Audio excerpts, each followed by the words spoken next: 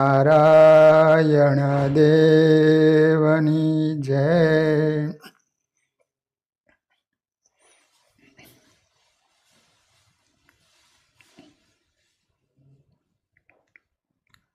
શ્રીમદ ભાગવતજીમાં સુખદેવજી મહારાજ પરીક્ષિત રાજાને અષ્ટમ સ્કંદની કથા સંભળાવી રહ્યા છે, જેની અંદર ભગવાને ગજેન્દ્રનું રક્ષણ કરવા માટે હરિરૂપે અવતાર ધારણ કર્યો. ભગવાને સુદર્શન ચક્ર દ્વારા મગરનું મસ્તક કાપી અને ગજેન્દ્રનું રક્ષણ કર્યું છે. ભાગવતજી એમ કહે છે કે મગર હતો ને એ હુહુ નામનો ગંધર્વ હતો. તલાવમાં અપસરાઓની સાથે સ્નાન કરતો હતો. એ વખતે ઘરડા ઋષિ, જેનું નામ હતું દેવલ મુનિ, હવે દેવલ મુનિ આવ્યા એટલે મુનિના પગ પકડી અને ખેંચવા માંડ્યો. એની મશ્કરી કરી. એને કારણે દેવલ મુનિએ હુહુ નામના ગંધર્વને શ્રાપ આપ્યો કે તે મારા પગ ખેંચ્યા છે, માટે તને શ્રાપ દઉં છું કે તું મગર થઈશ. પછી તો ઋષિના પગ પકડી અને માફી માંગી. એટલે ભગવાને એનું મસ્તક કાપ્યું, એટલે પોતાના મૂળ વેશમાં આવી ગયો છે અને ભગવાને ઉદ્ધાર કર્યો છે. આપણને શંકા થાય કે ગજેન્દ્રે ભગવાનને યાદ કર્યા અને ભગવાને મગરનો શા માટે ઉદ્ધાર કર્યો? તો સંતો એમ કહે છે કે આપણાથી ભજન ન થઈ શકે તો કાંઈ નહીં, પણ જે ભજન કરતો હોય ને એના પગ પકડી રાખશો, એની સાથે તમે હેત રાખશો ને તોય તમારો ઉદ્ધાર થશે. હાથીએ ભગવાનનું સ્મરણ કર્યું, ભગવાનને યાદ કર્યા ને તો એને કારણે એના પગ પકડી રાખ્યા હતા ને મગરે, એટલે મગરનો પણ ઉદ્ધાર થયો છે. આ કથા આપણને એ શીખવે છે કે માણસે ક્યારે પણ વિવેક ગુમાવવો નહીં. વિવેક છે એ 10મો નિધિ કહેવાય છે. વિવેક વિનાનો માણસ છે ને એ તો પશુ સમાન છે. અને એમાં ખાસ ઘરડાઓનો વિવેક રાખવો. અમેરિકાના રાષ્ટ્રપતિ વોશિંગ્ટન ઘોડા ઉપર બેસીને જતા હતા. એમાં સામે કાળો ગરીબ હબસી મળ્યો. કાળા લોકો હોય ને હબસી, એ સામે મળ્યો તો એને રાષ્ટ્રપતિને સલામ કરી. તો વોશિંગ્ટને પણ એ ગરીબ માણસ હતો તો એને સામે સલામ કરી. સાથે માણસો હતા, એને કીધું કે આ તો આપ સાધારણ વ્યક્તિ છે ને આપ તો રાષ્ટ્રપતિ છો, તમે એને શા માટે સલામ કરી, આમ કેમ કર્યું? ત્યારે રાષ્ટ્રપતિ એવું કીધું કે હબસીમાં જો આટલો વિવેક હોય તો હું તો પ્રેસિડન્ટ છું, મારામાં પણ વિવેક તો હોવો જોઈએ ને.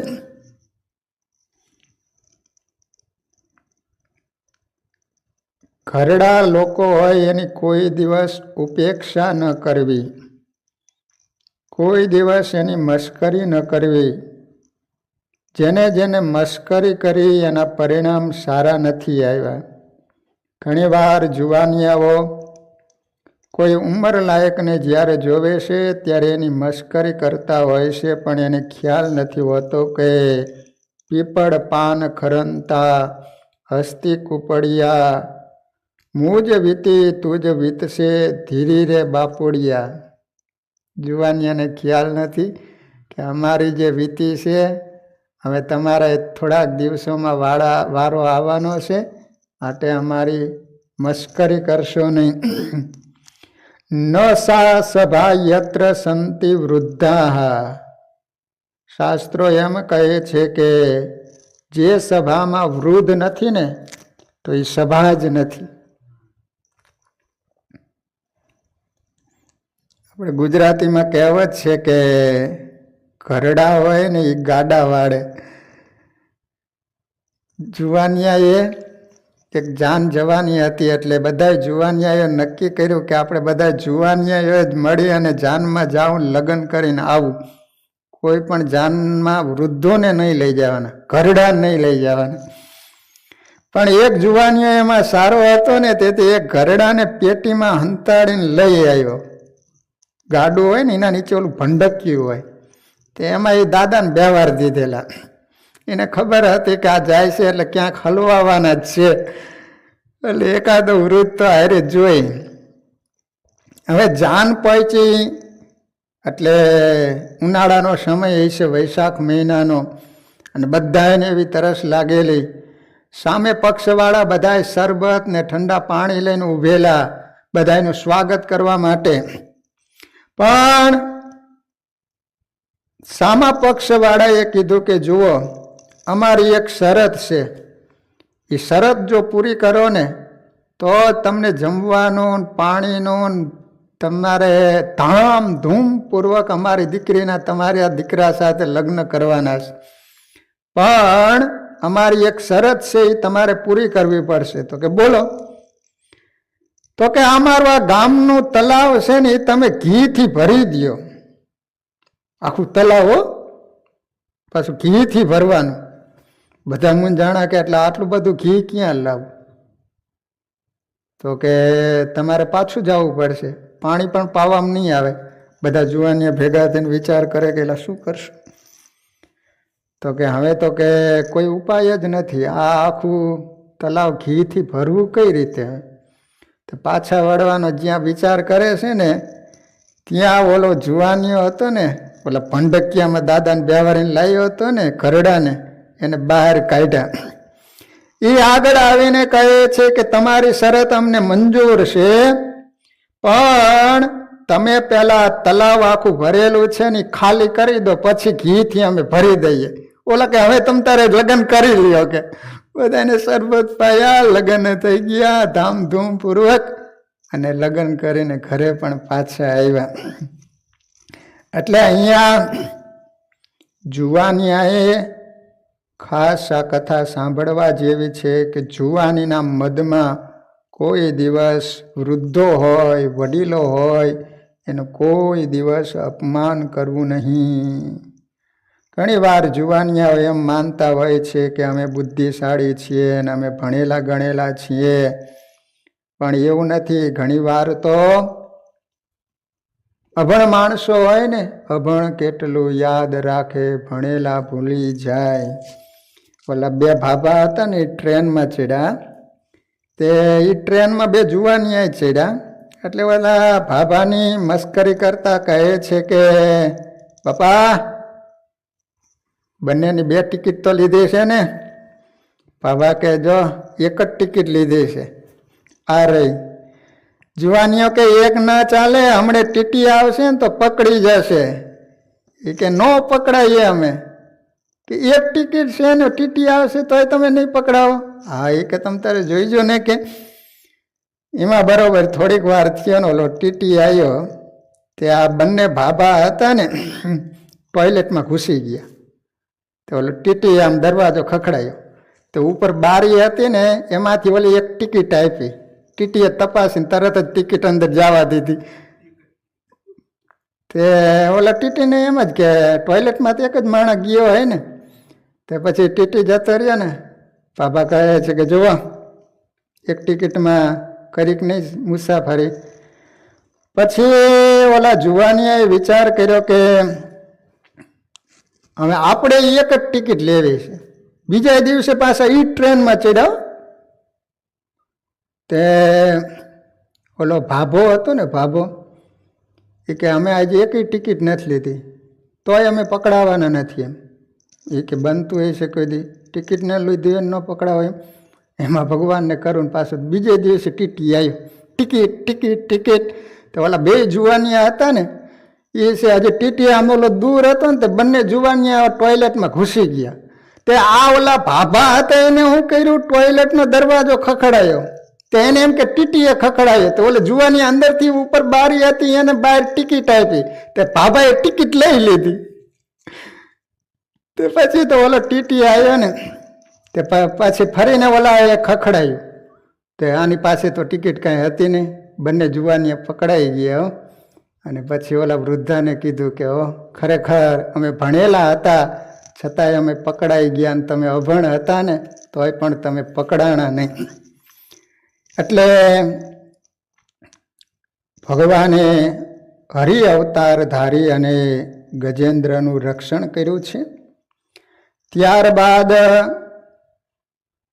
દેવો અને દાનવોએ મળીને સમુદ્ર મંથન શા માટે કર્યું હતું એની કથા સંભળાવતા કહે છે કે ઇન્દ્રએ જ્યારે દુર્વાસા મુનિએ આપેલી પ્રસાદીની માળા એનું અપમાન કર્યું એને કારણે શ્રાપ આપ્યો કે તું સંપત્તિના મદને કારણે મદોન્મદ બની અને તે અપમાન કર્યું છે, માટે તારી સારી સંપત્તિ ચાલી જાઓ.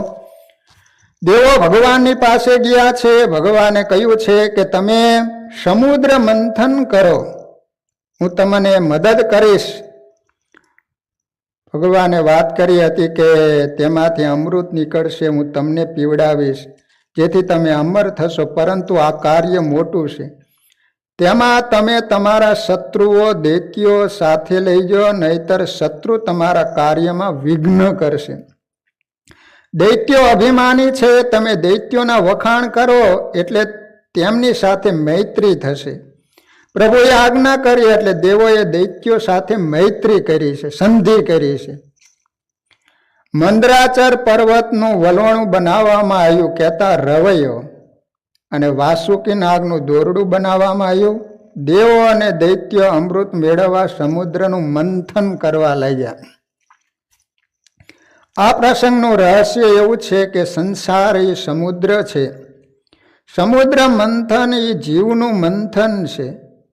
સંસાર સમુદ્રનું વિવેકથી મંથન કરી જ્ઞાન ભક્તિરૂપી અમૃત મેળવવાનું જ, અને જે જ્ઞાન અને ભક્તિરૂપી અમૃતનું પાન કરે એ અમર બને છે. મંદરાચર પર્વત એટલે મન ને પર્વત જેવું સ્થિર કરવું તે, અને વાસુકી નાગ એટલે પ્રેમ રૂપી દોરી. જ્યારે સમુદ્ર મંથન વખતે આ મંદરાચર પર્વત સમુદ્રમાં ડૂબવા લાગ્યો, કારણ કે નીચે તો કઈ આધાર હતો નહીં. હવે વલોણું કરવા માંડ્યા, ઉપર કઈ બાંધેલું નહોતું.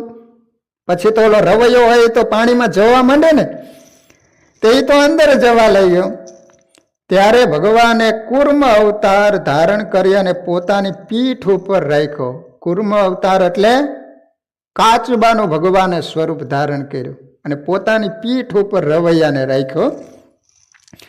મન રૂપી મંદરાચર આધાર વગર સ્થિર થઈ શકતો નથી. તેને ભગવદ સ્વરૂપ ભગવદ નામનો આધાર જોઈએ. આધાર હશે તો તે સંસાર સમુદ્રમાં ડૂબશે નહીં. સમુદ્ર મંથન કરતા સમુદ્રમાંથી સૌથી પહેલા ઝેર નીકળ્યું. મનને સ્થિર રાખી જે પ્રભુ પાછળ પડે છે તો પહેલું ઝેર મળે છે. ભગવાન કસોટી કરે છે. ઝેર સહન કરે તો પછી અમૃત મળે છે. મહાપુરુષોએ ઝેર પચાવ્યું, દુઃખ સહન કર્યું, એટલે એને ભક્તિરૂપી અમૃત મળ્યું છે. પહેલાં સહન કરવું પડે. જો પહેલાં સોમવાર આવે, પછી મંગળવાર આવે, રવિ સોમ મંગળ, પહેલાં સૂર્ય પછી ચંદ્રમાં જે તાપને સહન કરે પછી એને શીતળતા મળે છે. તો એમ જીવનમાં જે સહન કરે, ઝેરને પચાવવું એટલે સહન કરવું, તો એને ભક્તિરૂપી અમૃત મળે છે. નિંદા એ ઝેર છે. સમાજમાં માણસો કંઈક પ્રકારના તમારા પ્રત્યે શબ્દો બોલશે. એ શબ્દોને પચાવવાને એ ઝેર કરતાં પણ વધુ આકરું છે. કદાચ માણસ ઝેરને પચાવી શકે, પણ સમાજમાં એવા શબ્દો બોલે ને એને પચાવવા ઘણીવાર અઘરા થઈ પડતા હોય છે. શસ્ત્રના ઘા છે રૂજાઈ જતા હોય છે, પણ ઘણીવાર માણસ એવા શબ્દો બોલતા હોય છે ને, જિંદગી પર્યંત ઘા રૂઝાતા નથી હોતા. કર્કશ વાણી ઝેર છે. દુઃખી થયા વગર આ ઝેર સહન કરવાનું છે તો અમૃત મળે છે. પ્રતિકૂળ પરિસ્થિતિ ઝેર છે. યુવાનીમાં મંથન શરૂ થાય, સૌ પ્રથમ વિષયો મળે. વિષયો વિષ છે. સમુદ્ર મંથનમાંથી પેલું ઝેર નીકળ્યું. આ ઝેરની વાસ દેવો અને દૈત્યોથી સહન થતી નથી. એટલું બધું કાતિલ ઝેર હતું. એને કારણે સમુદ્ર વખતે ઓલો વાસુકી નાગ હતો, નાગ. તો હવે જ્યારે દેવો અને દૈત્યો બંને પક્ષ થઈને મંથન કરવાનું હતું, તેમાં પ્રથમ દેવો હતા ને બધા મોઢા આગળ રહ્યા, અને દૈત્યો હતા ને એને પૂંછડે રાખ્યા. તે દૈત્યો બધા કહે છે કે અમે તો તમારા કરતા વધારે શક્તિશાળી છે અને અમને પૂંછડે રાખવાના, અમારે પૂંછડે રહેવું નથી, તો તમારે મંથન કરવું હોય તો કરો એમ. તો ભગવાને કઈ જ રાખેલું હતું, ઘણા માણસોને હવડું કેમ તો ઊંધું કરે, ઊંધું કેમ તો હવડું કરે. એટલે ભગવાને કીધું હતું કે તમે છે ને પહેલા આ રીતે કરશો ને તમે પૂંછડે જઈશું, પછી તમને મજા આવશે. તો કે સારું. તો એ મુખ આગળ રહ્યા દૈત્યો, અને દેવો હતા એ પાછળ રહ્યા પૂંછડે. તો હવે મંથન શરૂ થયું ને, એમાં વાસુકી નાગના મોઢામાંથી ઝેરી હવા નીકળી. એને કારણે બધા જ દૈત્યો હતા ને કાળા મેષ થઈ ગયા. હવે ખ્યાલ આવ્યો કે આગળ રહેવા મજા નહીં, પાછળ જ મજા. આગળ વાળાને બધું સહન કરવું પડે. તમે જો તોય પાછો યશ તો એને મળે જ નહીં. પાછળ કેવી મજા. સભામાં પાછળ બેઠા હોય તો ગમે ત્યારે ઊભા થઈને જવું હોય તો જતું રહેવાય. ઘનુભા જેવાને કંઈક મોઢામાં મૂકવું હોય તો પાછળ જઈને ઊભા થઈને થોડુંક વાર મૂકી આવે મોઢામાં. પીવું હોય તો પી આવે, એને કાંઈ વાંધો. આગળ હોય તો પછી સભા પૂરી ન થાય ત્યાં સુધી ઊભું ન થાય, બે જ રહેવું પડે ને કયો હલો. એટલે આગળમાં મજા નહીં. તે પ્રભુને પ્રાર્થના કરી કે નાથ કૃપા કરો, આ ઝેર અમને બાળે છે. પ્રભુએ આજ્ઞા કરી કે શંકરને ઝેર પચશે માટે એને બોલાવો. હવે આ ઝેર નીકળ્યું ને, અત્યાર સુધી ભગવાનને કોઈ યાદ નહોતું કરતું, પણ આ ઝેર નીકળ્યું ને પછી શંકર ભગવાનની પાસે ગયા. જેને માથે જ્ઞાન ગંગા હોય તેને ઝેર પચે છે. શંકર ભગવાનના મસ્તક ઉપર ગંગા છે ને, આ સંસારનું ઝેર બધાને બાળે છે, પણ જેના માથા ઉપર જ્ઞાન ગંગા હોય અને ઝેર બાળી શકતું નથી. શિવજીની પૂજા ઝેર સહન કરવાની શક્તિ આપે છે. શિવજી જ્ઞાન આપે છે, અને જે જ્ઞાનથી ઝેર સહન કરવાની શક્તિ મળે છે. નિંદા એ ઝેર છે. નિંદા એ શબ્દરૂપ હોવાથી તેનો સંબંધ આકાશ સાથે છે, આત્મા સાથે નહીં. બધા જ દેવો શિવજી પાસે આવ્યા છે. શિવજીને ઝેર પીવાની પ્રાર્થના કરી. શિવજી વિચારે છે કે પરોપકાર સમાન કોઈ ધર્મ નથી. આ લોકો આશાથી આવ્યા છે તો એમને નિરાશ કેમ કરાય? બીજાનું કલ્યાણ થતું હોય તો ભલે મને દુઃખ થાય. બોલો શંકર ભગવાન કેટલા દયાળુ દેવ હે. નહીતર એને ખબર જ છે દુઃખ આવે ને ત્યારે જ આ લોકો આવે. આવ્યા એટલે સમજી જ ગયા હતા. પાર્વતીને ખ્યાલ આવી ગઈ કે આ દીકરાઓ કોઈ દિવસ ને આજ કેમ આવ્યા, નક્કી ખાડામાં નાખવા આવ્યા લાગે. સામેથી માણસો આપણા ઘરે મોટા માણા આવે ને એટલે સમજી લો કે આપણને ખાડામાં ઉતારવા જ આવ્યો હોય. કોઈ દિવસ નહીં ને ક્યારેક દેખાય ને એટલે સમજી જ લેવાનું.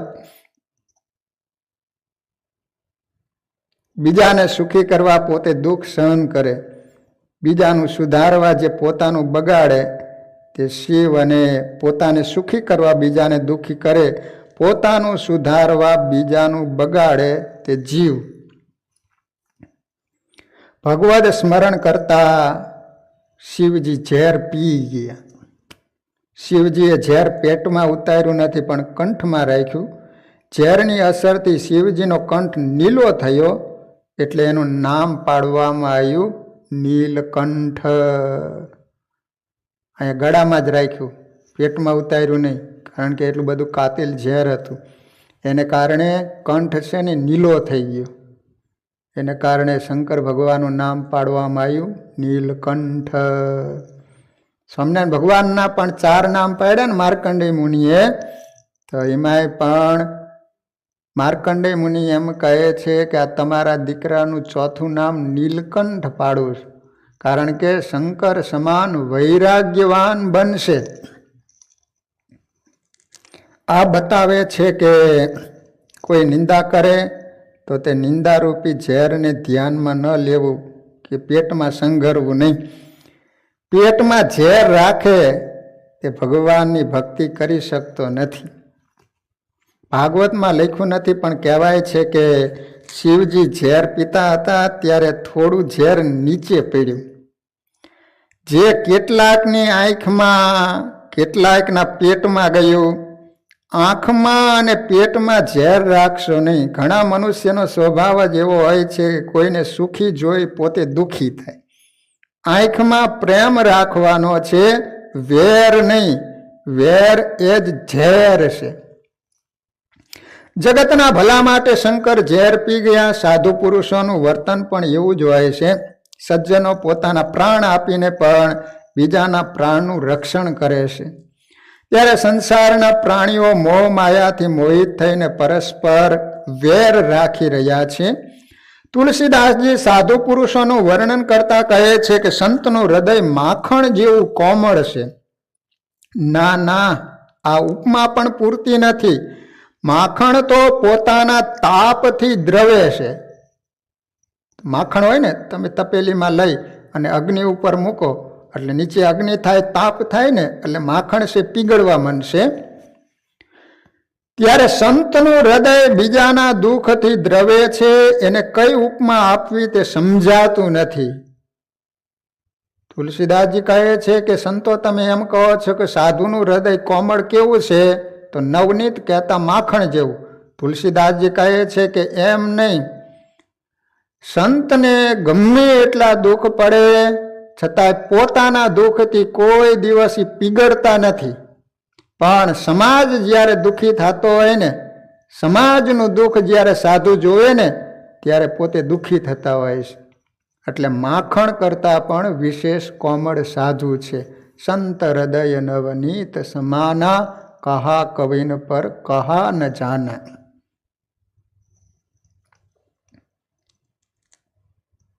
ઝેર બહુ બાળે તો ભગવાનના નામનું કીર્તન કરજો. શિવજી ભગવાનનું નામ દેતા દેતા ઝેર પી ગયા છે. ભગવાનનું નામ ઝેરને પણ અમૃત બનાવે. ઝેરને પચાવે તેને અમૃત મળે છે. 16મા વર્ષથી જીવનમાં મંથન શરૂ થાય છે. મનમાં વાસનાનું ઝેર ઉત્પન્ન થાય. તે વખતે મનને મંદરાચલ જેવું સ્થિર કરો તો મંથનમાંથી ભક્તિ જ્ઞાન રૂપી અમૃત નીકળશે. તે પીવાથી મનુષ્ય મરતો નથી, અમર બને છે. સમુદ્ર મંથનમાંથી તે પછી કામધેનુ ગાય માતા બહાર આવ્યા છે. પહેલા સંપત્તિ આવે છે, એનો ઉપયોગ પરોપકારમાં કરજો. કામધેનુ એ સંતોષનું પ્રતીક છે. કામધેનુ ગાયનું બ્રાહ્મણોને દાન કરવામાં આવ્યું. જેને આંગણે સંતોષ રૂપી ગાય હોય એ બ્રાહ્મણ બ્રહ્મનિષ્ઠ છે. બ્રાહ્મણનું જીવન અતિ સાત્વિક હોવું જોઈએ. તે પછી ઉચ્ચે શ્રવા નામનો ઘોડો નીકળ્યો છે. સમુદ્ર મંથન હવે આગળ ચાલતું જાય છે, એક પછી એક રત્નો નીકળતા જાય છે. પછી ઘોડો નીકળ્યો છે. ઘોડાનું નામ છે ઉચ્ચે શ્રવા.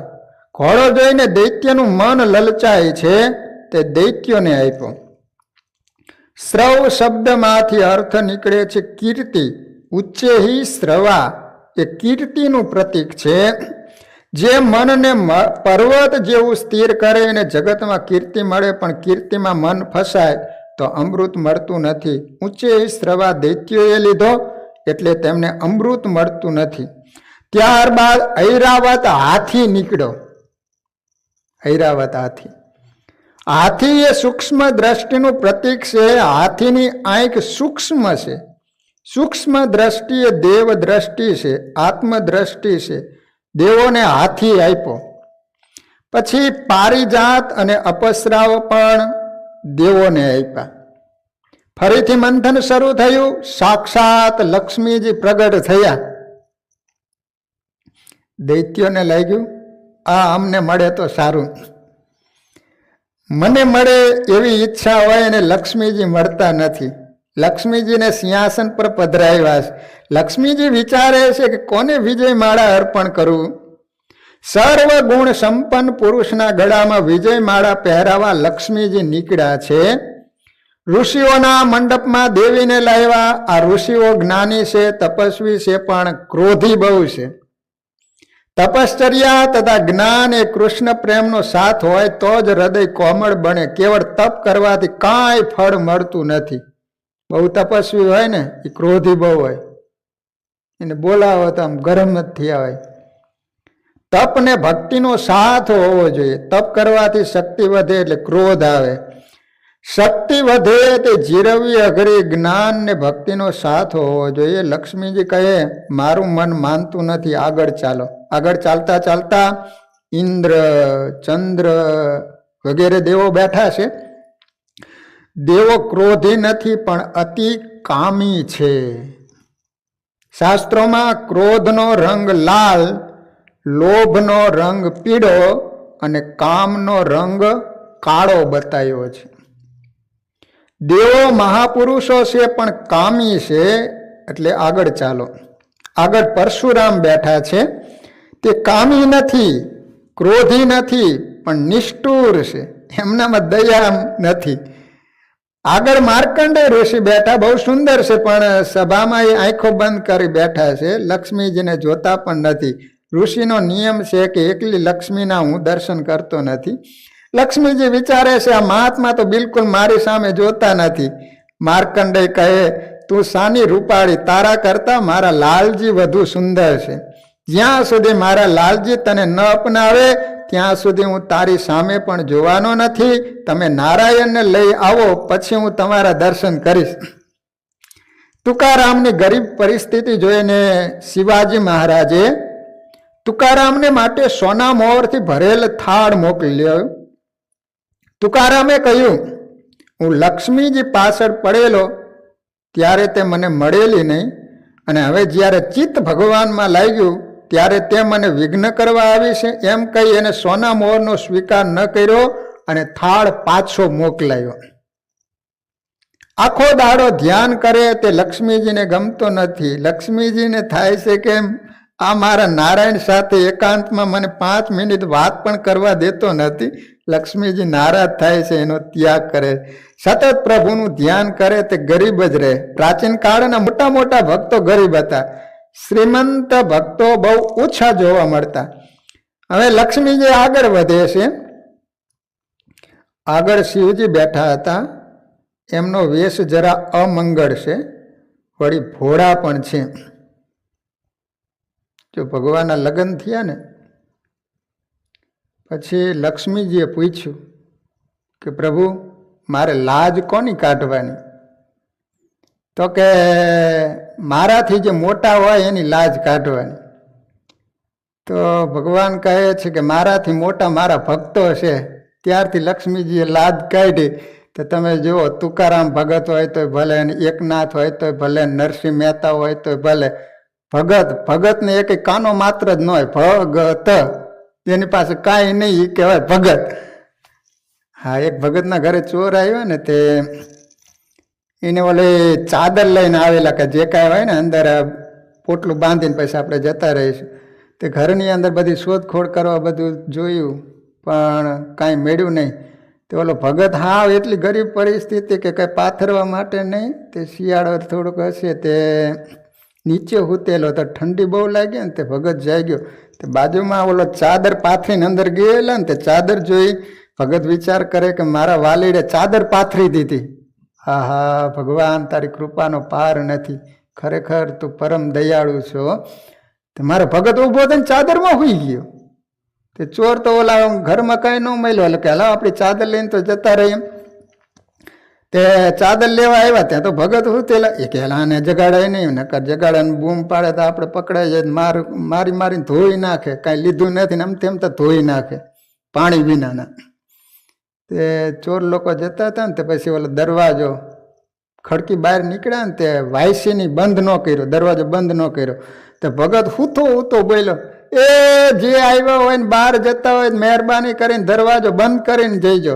તો ઓલા ચોર બોલ્યા, એ કે તમ તારે વાંધો નહીં, ખુલ્લો હોય તો અમે આવ્યા ને તો ચાદર પાથરીને ગયા, બીજો કોક આવશે તો ઓઢાડીને જાય છે, તાર ચિંતા કરવા જેવી નથી, હું જાતું કે. તે પછી અત્યાર સુધી તો બધા ભક્તો ગરીબ જ હતા. પછી સ્વામિનારાયણ ભગવાનનું પ્રાગટ્ય થયું ને, ભગવાને વિચાર કર્યો કે ગરીબાઈ હશે ને, એક હાંધે ને તેર તૂટે, એને તમે ભગવાન ભજવાની વાતો કરો તો એ કઈ રીતે ભગવાનનું ભજન કરી શકે? એ તો કોઈક એવા હોય હજારોમાં કે નરસિંહ મહેતા જેવા બોલે કે ભલું થયું ભાંગી જંજાળ, સુખે ભજશું શ્રી ગોપાળ. એ તો એવાની એવી સ્થિતિ હોય એટલે બોલી શકે. અત્યારના 50-60 વર્ષની ઉંમરે રાંડ્યા હોય ને તો ઓલા ખરખરે આવે ને તો આમ પરિચિત ચહેરો જોવે ને તો કે રાંડું બોબડું જે કાંઈ હોય ને તો ધ્યાન રાખજો, બોલો એ ભગવાનનું ભજન કરે, રામ બોલો ભાઈ રામ. એટલે સ્વામિનારાયણ ભગવાને વિચાર કર્યો કે સર્વ રીતે સુખી હોય ને તો જ ભગવાનનું ભજન થાય. એટલે ભગવાને લક્ષ્મીજીને કીધું કે જો હવે આ કળિયુગ શરૂ થયો છે, આમ થાય કોઈ બહેનો લાજ કાઢવાના નથી, એટલે તમે હવે લાજ મૂકી દો. તો લક્ષ્મીજીએ મૂકી દીધી, બધા ભક્તો અત્યારે સુખી થઈ ગયા. એટલે લક્ષ્મીજી આગળ વધે છે. આગળ જે શિવજી બેઠા તેમનો વેશ જરા અમંગલ છે અને વળી ભોળા પણ છે. શિવજી પાસે શંખ, ચક્ર, ગદા, પદ્મધારી નારાયણ ભગવાન બિરાજતા હતા. લક્ષ્મીજીએ નિર્ણય કર્યો કે અતિ ઉત્તમ આ નારાયણ છે, સર્વ ગુણે સંપન્ન હોય તો નારાયણ ભગવાન છે. લક્ષ્મીજીએ વરમાળા હતી ભગવાનના ગળામાં અર્પણ કરી છે.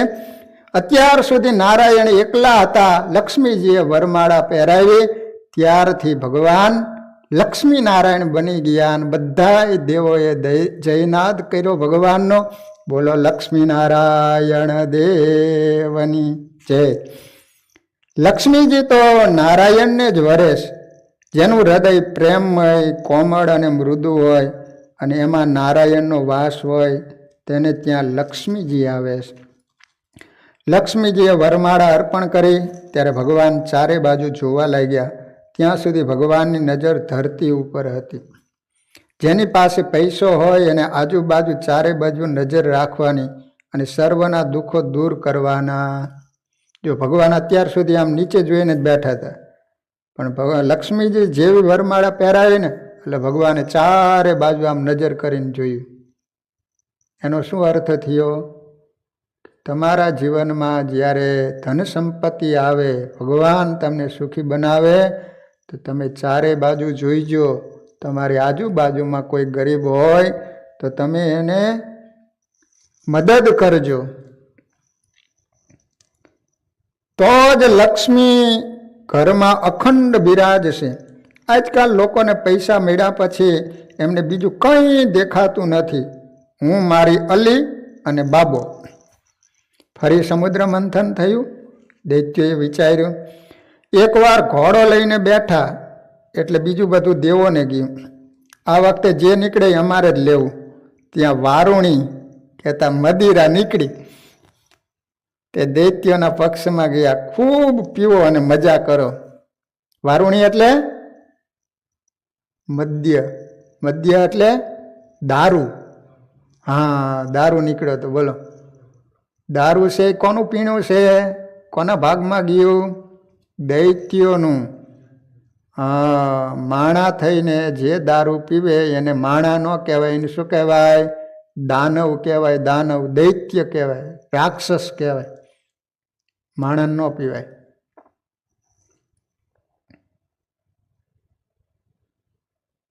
દારૂ પીવે ને પછી એને મગજ ઉપર કંઈ કંટ્રોલ ન રહે.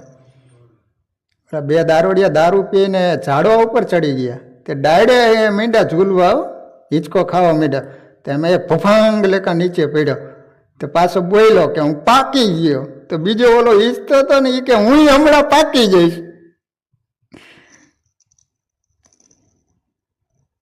તે પછી ધનવંતરી નારાયણ અમૃત કુંભ લઈને પ્રગટ થયા. દૈત્યોએ ઘડો ખેંચી લીધો. દેવોને દુઃખ થયું, ભગવાનને શરણે ગયા. ભગવાનને કહ્યું અહીં યુક્તિથી કામ લેવું પડશે. અમૃતનો કળશ નીકળ્યો ને તે દૈત્યો લઈને ભાગી ગયા.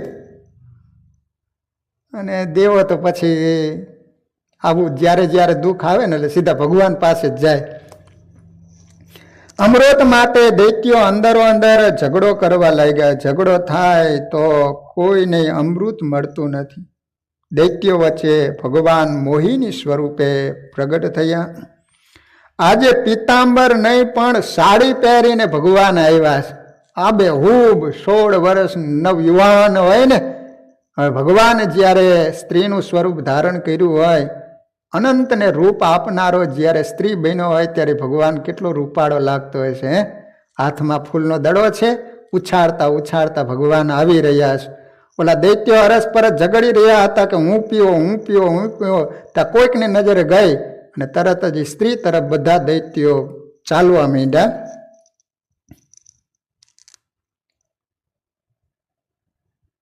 મોહિનીના રૂપથી દૈત્યો ફસાયા છે.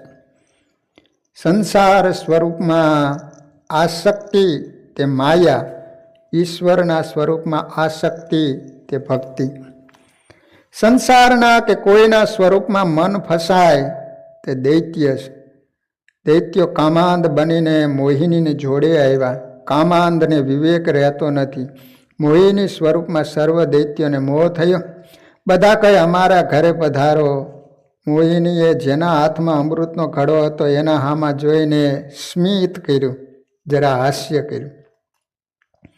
પેલો બોલ્યો કે દેવીજી, આ ઘડો હું તમને આપું, તમે મારા ઘરે આવો. મોહિનીએ પૂછ્યું ઘડામાં શું છે?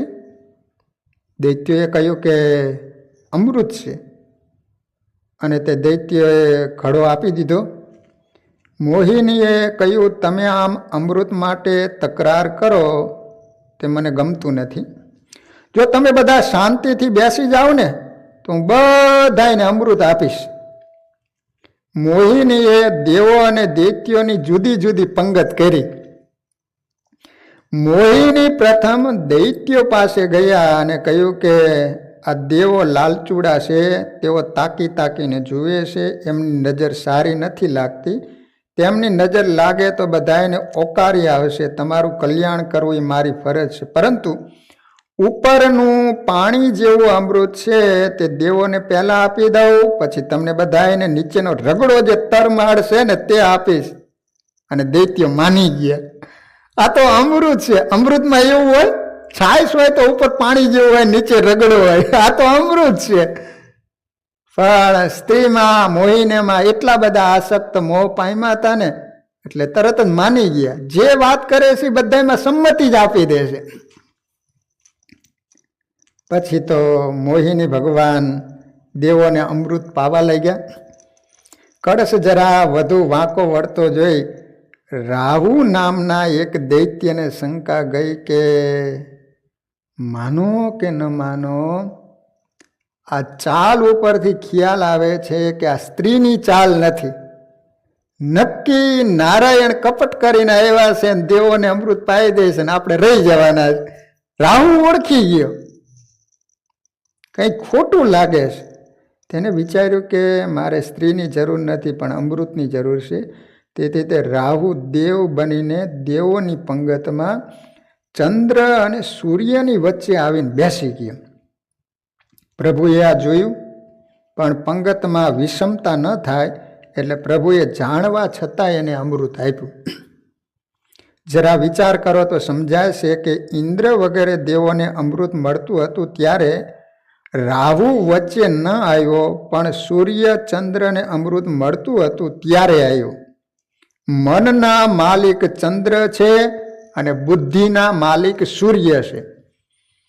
મનુષ્ય મન અને બુદ્ધિને જ્યારે ઈશ્વરના ધ્યાનમાં સ્થિર કરે ત્યારે વિષય રાહુ વિઘ્ન કરવા આવે. મન અને બુદ્ધિને ભક્તિરૂપી અમૃત મળે તે રાહુ કહેતા વિષયોથી સહન થતું નથી, તેથી વિષયો વિઘ્ન કરે, જ્ઞાનને અજ્ઞાન ઢાંકે. તે વખતે જ્ઞાનરૂપી સુદર્શન ચક્રથી એને કાપી નાખો તો અજ્ઞાનનો પડદો દૂર થશે. રાહુ અમૃત પીવા લાગ્યો. મોહિની ભગવાને ત્યારે સુદર્શન ચક્રથી એનું માથું ઉડાડ્યું છે. જ્યારે પાતા પાતા ભગવાન આવ્યા, ભગવાનને ખબર હતી, છતાંય પણ એને અમૃત આપ્યું રાહુને. તો સૂર્ય અને ચંદ્રની બીચમાં બેઠા હતા ને, એટલે બંનેએ ભગવાને સમસ્યા કરી કે પ્રભુ અમારા માયલો નથી હો, આ તો દૈત્ય છે. એટલે ભગવાને સુદર્શન ચક્ર તરત રવાના કર્યું અને મસ્તક ધડમાંથી અલગ કરી નાખ્યું. પણ અમૃત પી ગયો હતો ને, એટલે બંને ભાગ જીવતા રહ્યા, મર્યો નહીં. રાહુ ને કેતુ થયા. પણ રાહુ અમૃત પી ગયો હતો એટલે માથું અને ધડ બંને અમર થયા. એના રાહુ અને કેતુ નામના બે ગ્રહો થયા. આજ પણ ગ્રહણ થાય છે ને, એ સૂર્ય અને ચંદ્રને નડે છે ત્યારથી, બોલો, એ ગ્રહણ થાય. રાહુ વિષયોનું માથું કાપ્યું, પણ તે છતાં એ જીવે છે. વિષયો સૂક્ષ્મ રૂપે મનમાં રહે છે, તે ક્યારે જાગે તે કહેવાતું નથી. માનવ થોડો ગાફેલ થયો કે રાહુ માથું બહાર કાઢે. અંદર કામ છે, ક્રોધ છે, તે ક્યારે ખાડામાં ફેંકે એ કહેવાય નહીં. આ વિકારો સૂક્ષ્મ રૂપે મનમાં રહે છે. મનુષ્ય સાવધ છે ત્યાં સુધી વિકારો દેખાતા નથી, તે દબાયેલા રહે. પણ જ્યારે અવકાશ મળે ને ત્યારે એ પ્રગટ થાય છે. માટે મન પર ભક્તિનો અંકુશ રાખો. કેવળ જ્ઞાનથી વિષયનો નાશ થતો નથી. ભગવાન અનુગ્રહ કરે ત્યારે મન નિર્વિષય બને છે. ગીતામાં લખ્યું છે કે વિષયમાંનો રાગ, વિષયોમાં આસક્તિ, તે માત્ર ભગવાનનો સાક્ષાત્કાર થાય ત્યારે, ભગવાનની કૃપા થાય ત્યારે જ નિવૃત્ત થાય છે. ગીતાજીનો 2 અધ્યાય અને 59મો શ્લોક છે. દૈત્યો ભગવાનથી વિમુખ હતા એટલે તેઓને અમૃત મળ્યું નહીં. સંસારની મોહિનીમાં ફસાય તો એને ભક્તિરૂપી અમૃત મળતું નથી. મોહિની ભગવાને બધું અમૃત દેવોને પીવડાવી દીધું, ખાલી ઘડો દૈત્યો પાસે પછાડ્યો. દૈત્યો કહે, દગો દગો, આ તો વૃષનું હાડી પહેરીને આવ્યો, અમે એને ઓળખી શક્યા નહીં. પછી તો દેવો અને દૈત્યનું ભયંકર યુદ્ધ થયું. દૈત્યનો પરાજય થયો, કારણ કે દેવો બધા અમૃત પાન કરી ગયા હતા, એટલે દાનવો જીતી ન શક્યા. તે પછી નારદજી ફરતા ફરતા કૈલાસમાં આવ્યા અને શિવજીને પૂછે છે, તમને મોહિની નારાયણના દર્શન થયા? શિવજી કહે છે કે ના ના, હવે નારદ મુનિ હવે હળગાવાનું કામ કરે, નકર અહીંયા ક્યાં જ કહેવાની જરૂર હતી આ કંઈ. બોલો, ત્યાં કૈલાસમાં ઉપડ્યા અને કે શું તમે ધ્યાન કરો? ખબર છે ભગવાને મોહિની સ્વરૂપ ધારણ કર્યું, એ ધ્યાન કરવા જેવું હતું, એ ખરેખર દર્શન કરવા જેવું હતું. તમે દર્શન કર્યા? શિવજી કે ના. શિવજી પરિવાર લઈને વૈકુંઠમાં મોહિની નારાયણના દર્શન કરવા જાય. પ્રભુએ પૂછ્યું, કેમ આવ્યા છો? શિવજી કહે, તમારા દર્શન કરવા આવ્યો છે. ભગવાન કહે, હું તો તમારા સામે ઊભો. શિવજી કહે, મારે તમારું મોહિની સ્વરૂપ જોવું છે. મેં તમારા દરેક જન્મો જોયા, મારે આ અવતાર પણ જોવો. પ્રભુએ લીલા કરી. એક સુંદર બગીચો અને બગીચામાં અતિ સુંદર સ્ત્રી હાથમાં દડો લઈને રમતી હતી. શિવજી નિહાળે છે, સાથે પાર્વતી પણ આવ્યા છે, તે ભૂલી ગયા છે. ભગવાનની માયાથી શિવજી મોહિત થયા. જ્ઞાન ગંગા માથે રાખે અને ધર્મ ઉપર સવારી કરે, એને કામ શું અસર કરી શકે? પણ શિવજીએ બતાવ્યું કે પ્રભુની માયાને તરવી મુશ્કેલ છે. ગીતામાં પણ લખ્યું છે કે મારી આ ગુણમયી માયાને તરવી ઘણી મુશ્કેલ, પરંતુ જે મારે શરણે આવે છે તે વિના પ્રયાસે આ માયાને તરી જાય. શિવજી દેહ ભાન ભૂલ્યા છે. શિવજીએ વિચાર્યું, દર્શનનો આટલો આનંદ છે તો મિલનનો કેટલો આનંદ આવશે. શિવજી મિલન માટે આતુર થાય. જ્યાં પ્રેમથી ભેટ્યા ત્યાં ચતુર